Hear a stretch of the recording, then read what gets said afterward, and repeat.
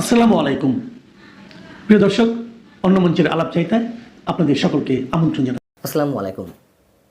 নির্বাচনের এখনও পর্যন্ত প্রায় 1 মাস বাকি থাকতেই ভোটের ফলাফল যেন মানুষ এর মধ্যে পেতে শুরু করে দিয়েছেন।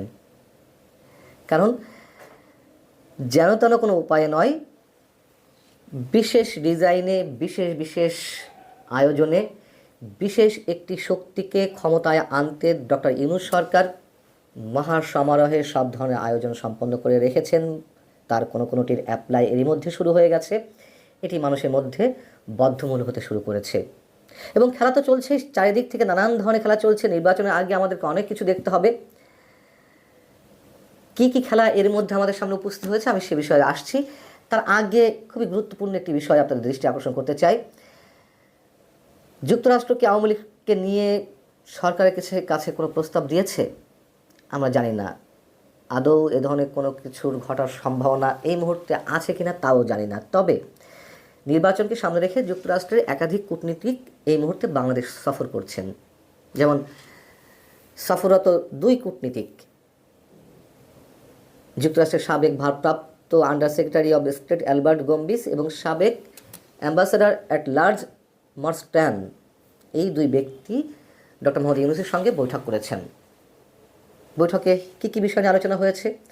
আসন্ন নির্বাচন, জুলাই গণঅভ্যুত্থান এবং পরবর্তী অবস্থা, গণভোট, নির্বাচনকে লক্ষ্য করে ভুয়া খবর এবং মিস ইনফরমেশন, রোহিঙ্গা সংকট ইত্যাদি বিষয় নিয়ে আলোচনা হয়েছে। তার মধ্যে খুব গুরুত্ব সহকারে যে বিষয়টি উঠে এসেছে এবং গণমাধ্যমে বেশ গুরুত্বের সঙ্গে এসেছে তা হচ্ছে রিকনসিলিয়েশন এবং নির্বাচনকে সামনে রেখে গুজব বা মিস ইনফরমেশনের বিষয়গুলো। প্রধান উপদেষ্টা যেই কথাগুলো বলেছেন তা একটু আপনাদেরকে শোনাই, ভেরি ইন্টারেস্টিং। তিনি বলছেন আওয়ামী লীগ ভুল স্বীকার করলে রিকনসিলিয়েশন সম্ভব।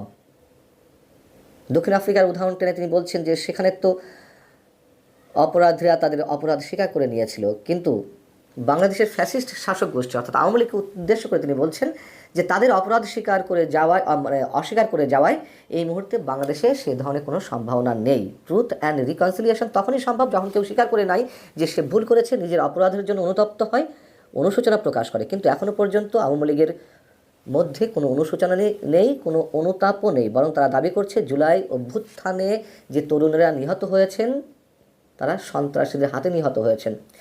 আরও যে একটি বিষয় তিনি গুরুত্বের সঙ্গে তুলে ধরছেন সেটি হচ্ছে 12 ফেব্রুয়ারি নির্ধারিত সময়েই জাতীয় সংসদ নির্বাচন অনুষ্ঠিত হবে এবং এই নির্বাচনকে ঘিরে ভুয়া খবরের বন্যা ও পরিকল্পিতভাবে বিভ্রান্তি ছড়ানো হয়েছে।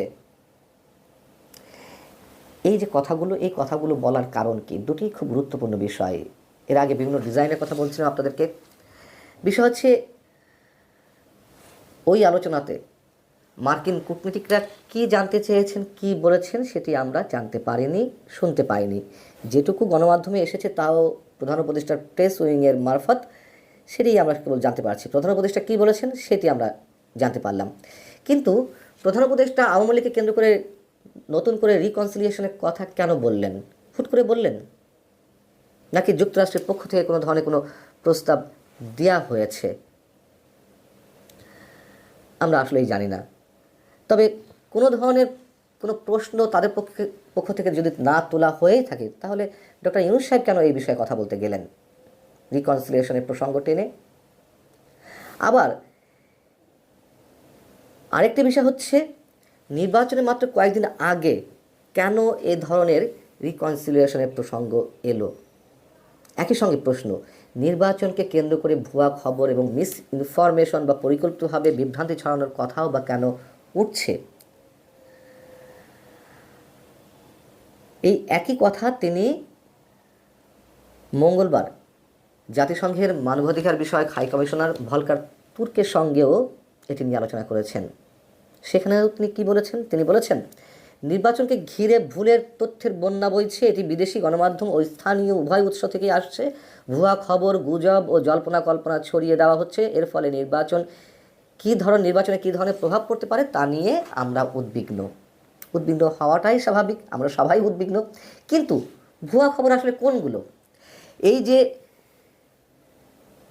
পোস্টাল ব্যালট পেপার বেহাত হয়ে গেল, একটা বিশেষ রাজনৈতিক দলের সমর্থকদের হাতে সেই ব্যালট পেপার গিয়ে পৌঁছলো, যেটি আপনারা দেখেছেন সামাজিক যোগাযোগ মাধ্যমে ভাইরাল হয়েছে। দুইটি ভিডিও ভাইরাল হয়েছে, একটি বাহরাইনের ক্ষেত্রে, একটি ওমানের ক্ষেত্রে। বাহরাইনের ক্ষেত্রে আমরা দেখলাম 7 মিনিট 26 সেকেন্ড একটি ভিডিও সম্ভবত। সেখানে বিএনপির যে অভিযোগ, বিএনপি নির্বাচন কমিশন যে অভিযোগ জানিয়ে আসছে যে এটি একটি বিশেষ রাজনৈতিক দলের সমর্থকদের হাতে এই পোস্টাল ব্যালট পেপার গিয়ে পৌঁছেছে, বিএনপি স্পষ্ট করে বলেছে। তো বাহরাইনে বিএনপি বক্তব্য অনুযায়ী জামাতের কর্মীদের হাতে বা নেতাদের হাতে পোস্টাল ব্যালট পেপার গিয়ে পৌঁছেছে। কেন, কিভাবে পৌঁছলো? এটি নিশ্চয়ই কোনো গুজব নয়, এবং কোনো কোনো ক্ষেত্রে তো এর সত্যতা স্বীকার করে নিয়েছেই নির্বাচন কমিশন যে হ্যাঁ তারাও এটি দেখেছে। আরেকটি হচ্ছে ওমানে 27 সেকেন্ডে একটি ভিডিও ছড়িয়েছে। তাহলে গুজব আসলে কোনটি? দেশে এই প্রথমবারের মতন প্রবাসীরা ভোট দিতে পারছেন, বা বাংলাদেশের মধ্যে থেকেই যারা ভোট কেন্দ্রে ওই সময় উপস্থিত হতে পারবেন না, বিভিন্ন কাজে সরকারি কর্মকর্তারা, তাদের থেকে শুরু করে আরও বিভিন্ন পর্যায়ের মানুষ, এরকম প্রায় 15 লাখ মানুষ, 15,27,155 জন ভোটারের পোস্টাল ভোট নিবন্ধিত হয়েছে। তার মধ্যে 7,60,000 প্রবাসী। এবং হিসেব করে দেখা গেছে, বিশ্লেষকরা বলছে যে 10,000-এর বেশি ভোটার পোস্টাল ব্যালটের জন্য নিবন্ধিত হয়েছেন, এমন আসন রয়েছে 18টি। আবার 2008 সালে নবম সংসদ নির্বাচন 10,000 ভোটের কম ব্যবধানে যে জয় পরাজয় নির্ধারিত হয়েছিল, সেরকম আসন ছিল 30টি। অতএব এই যে পোস্টাল ভোটের বিষয়টি, এটি একেবারেই গুরুত্বহীন কিছু নয়, সেটি এখন কারা নিয়ন্ত্রণ করছে? আবার দেখুন, গণভোটের যে ব্যালট পেপারগুলো, যে প্রায় 12 কোটি 12.5 কোটি ভোটার, তাদের সবার ব্যালট পেপার এরই মধ্যে জেলা পর্যায়ে রিটার্নিং কর্মকর্তাদের হাতে গিয়ে পৌঁছেছে। সেগুলো এখন জেলা প্রশাসকের কার্যালয়ের ট্রেজারিতে অবস্থান করছে। 1 মাস আগেই কেন গণভোটের এই ব্যালট পেপারগুলো পৌঁছে দেওয়া হবে? সেগুলো কারা নিয়ন্ত্রণ করবে? এগুলো কি গুজব? নিশ্চয়ই এগুলো গুজব নয়। নির্বাচন কমিশন নিজেই বলেছে হ্যাঁ সারা দেশে গণভোটে ব্যালট পেপার চলে গেছে। কারণ হিসেবে তারা কি বলছে যে এবার যেহেতু ডাবল ভোট, গণভোট এবং জাতীয় সংসদ নির্বাচনের ভোট, তো 12.5 কোটি ভোটারের জন্য 25-26 কোটি বা 12.5 কোটি ভোটারের জন্য এত কোটি ব্যালট পেপার এক জায়গায় রাখা সম্ভব নয়। এটিকে তারা কারণ হিসেবে বলছে। এটি নিশ্চয়ই কোনো কারণ হতে পারে না। এমনকি গণভোটের পক্ষে সরকার বলক কয়ে প্রচারণা চালাচ্ছে যে হ্যাঁ জয়যুক্ত করুন। কেন? এটা তো সরকারের কোনো ম্যাটার নয়, এটা রাজনৈতিক দলের বিষয়, যার জন্যই তো ভোটে দেওয়া হয়েছে। নাহলে তো সরকার ইম্পোজ করে দিতে পারতো। হ্যাঁ কে জয়যুক্ত করতে হবে নাকি না কে জয়যুক্ত করতে হবে, তার জন্য প্রচারণা চালাবে বিএনপি থেকে শুরু করে জামাত ইসলামী বা অন্য যেসব রাজনৈতিক দল রয়েছে তারা। সরকার কেন মানুষের করের টাকা খরচ করে এই প্রচারণা নামবে? সরকারের উদ্দেশ্যটা কি?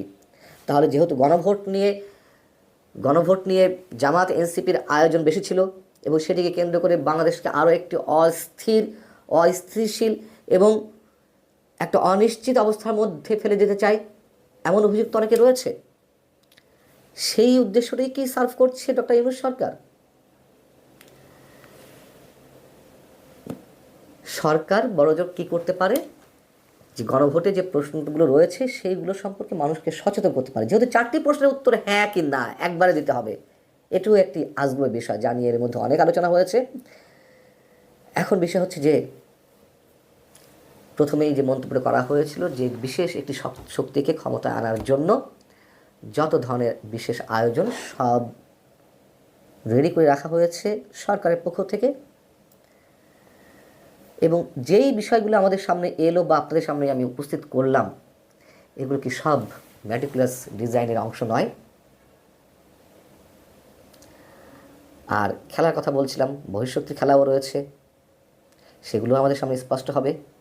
মধ্য কথা, এই যে নির্বাচন হতে যাচ্ছে, কোনো মানদণ্ডেই এটি কোনো নির্বাচন নয়। সেটি 2014 নির্বাচন হোক বা 2024 নির্বাচন হোক, 2018 হোক, সেগুলোর চেয়ে কোনো অংশে কম বিতর্কিত হতে যাচ্ছে না, বরঞ্চ আরও জঘন্য কিছু হতে যাচ্ছে। এই বিষয়গুলো বিএনপির মতো রাজনৈতিক শক্তি ভেবে দেখতে পারছে কিনা, সেটিও আমাদের কাছে অনেক বড় প্রশ্ন। ভালো থাকুন সবাই।